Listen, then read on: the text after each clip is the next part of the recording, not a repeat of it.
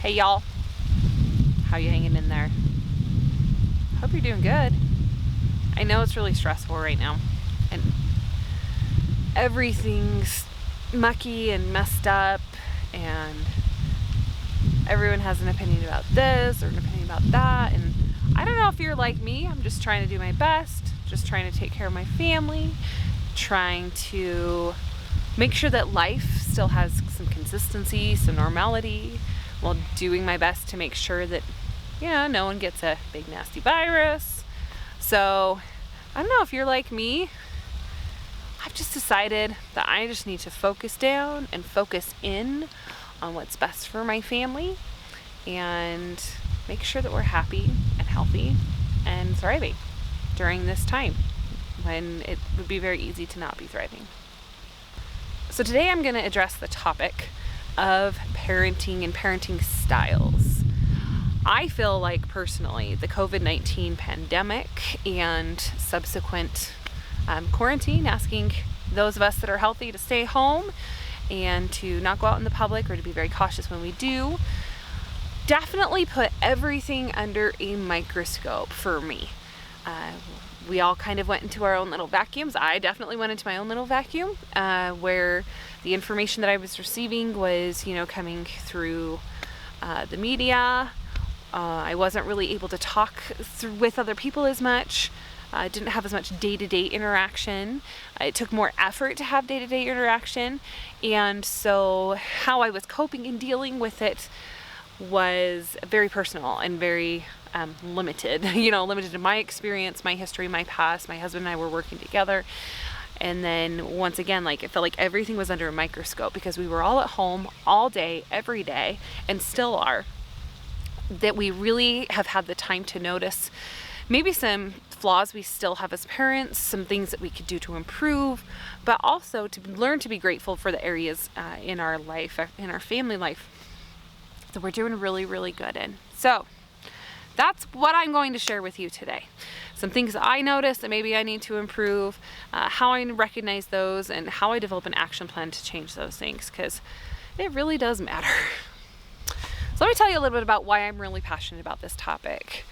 Number one, I am a marriage and family studies major in college. I'm almost done with my third year, and I am passionate about family dynamics, improving family dynamics, just strengthening and growing family dynamics in my own family, and hopefully after graduate school, I will be helping other families as well. So that's one of the reasons I'm really passionate about this. I'm also passionate because I'm a mom of 5. I have 5 kids, ages 6 to 14. I do co-parent my 2 oldest kids with my ex-husband, so there are some really interesting and fun dynamics there as well. I'm also really passionate about this because I went through a very interesting and difficult parenting paradigm shift a couple years ago when I was really getting into the deep classes on parenting philosophies, what's good, better, and best, and I saw that I had an awful lot of room to improve. So I'm excited to be able to share some of the things that I learned with you today and hopefully help you if you're struggling through this pandemic right now, if you're struggling getting to spend more time at home with your people than you're accustomed to, because that definitely calls for adaptation, and that's not something that you need to feel guilty about. Okay, so I'm going to take a second and tell you about the transformation that I went through. I inadvertently chose the parenting style of the permissive parent. The first several years of my kids' lives, I tried to be a little more authoritative, a little more democratic. I tried to balance boundaries and discipline and being laid back, but I definitely erred more towards being permissive because I was so afraid to parent wrong. And I know I'm not the only person that feels that way. I was so afraid to parent wrong, and so I just thought, well, as long as I'm not hurting my children, as long as I'm not hurting their feelings, as long as I'm not causing them to cry, as long as they're happy, these are the things that matter. Well, it was a couple years ago that I took one of my very first parenting classes, and we were given an active parenting assessment or a quiz to take online. And I will go ahead and put a link to that in the description below. So I went ahead and I took the test, and it sure enough, it validated exactly what I thought, that I was a permissive parent. And I knew that I had my work cut out for me. Data shows that the most positively influential parenting style is the authoritative parenting style.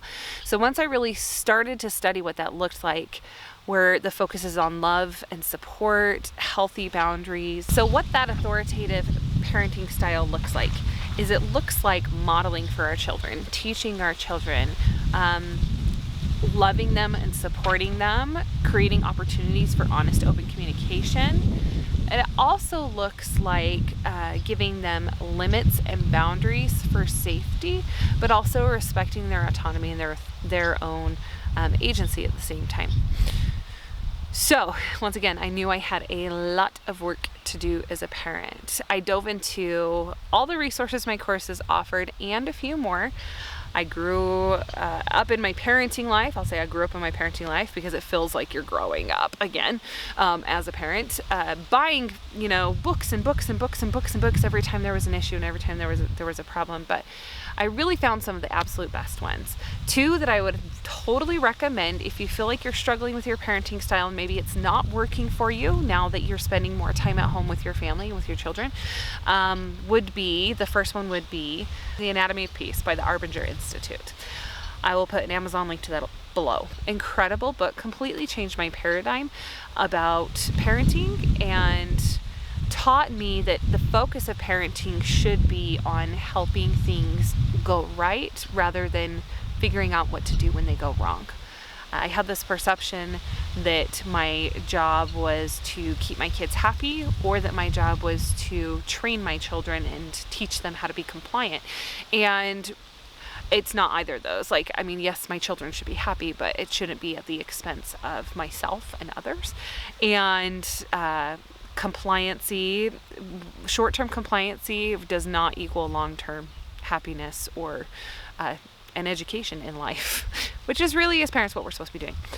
The second book that I absolutely recommend to parents that are maybe struggling right now, not sure how you're going to do this. I know a lot of people are nervous about this school year coming up and they're terrified. I've had friends and family members call me and say, I don't know what I'm going to do if my kids can't go to school all school year. I don't know what to do if their school shuts down again. I don't think I can handle that. I'm not meant to be a homeschool parent. One of the books that really changed things for me, because I had those exact same thoughts a couple of years ago. One of the books that changed everything for me is called Mindset by Carol Dweck. And that book really teaches you in depth about a fixed mindset and a growth mindset. Helps you learn to identify a fixed mindset in yourself. So using the words like I could never homeschool. There's no way I'm going to be able to do this. I can't do it if they can't go back to school. Those kinds of things, those are fixed mindset statements. And it teaches you how to recognize them and then how to shift and change that into a growth mindset that says, I know there's a way to survive. I'm going to find it. I'm going to put in the effort to find it. I know there's a way for me to homeschool my kids and work from home. We just need to put in the effort to create an action plan and a schedule to make sure that it happens and make sure that everybody's happy, healthy, and taken care of. So this book really changed paradigms for me, and we started studying it. I actually study pretty much everything parenting-wise that I study, and marriage I study with my husband as well. And studying them with my husband really helps us to get on the same page and on the same team. So we've studied these books together, and we've made a lot of adaptations and changes. The biggest one was the paradigm, philosophical, looking at the way we're parenting and seeing that we had a lot of fixed mindsets. There were a lot of ways that we thought we couldn't grow. I didn't think that I had the strength or fortitude to become a true active parent and a good authoritative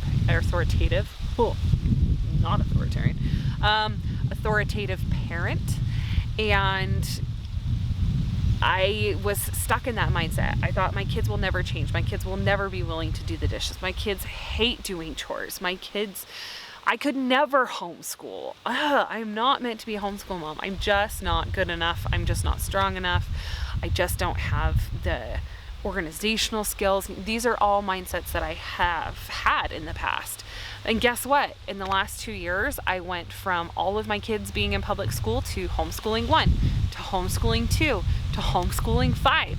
And this fall, I will be homeschooling them all again. And I never in a million years would have thought that I would be capable of doing that. But I developed a growth mindset, and I said, you know, if something is what's best for my family, I have faith that I will learn how to make that happen, and that if I put in enough effort, everything will be fine. And having that mindset has changed everything for us. So that's my advice for you in parenting during a pandemic. If you're finding yourself in extremely different circumstances, everybody's home a lot more, things are inconsistent, everybody's a little bit stressed out because of all this, all of those things can change paradigms. Stressful situations cause people to do things or say things that they normally wouldn't, and our coping mechanisms are spent a lot quicker. So don't be too hard on yourself. Understand if you feel like you need to make a change, that that's okay. And this is definitely a good time to consider making a change, to learn from your surroundings, to learn from your situation, and to learn how to adapt. Because that adaptation and that growth mindset, that you can do it, that you can make any change that it is that you need to change as long as you're willing to put the effort into it, definitely helps create a happier environment, a safer environment, and a positive environment for you and your family. If you liked this video, go ahead and subscribe to that on Instagram. Because let's face it, we have extra time on our hands.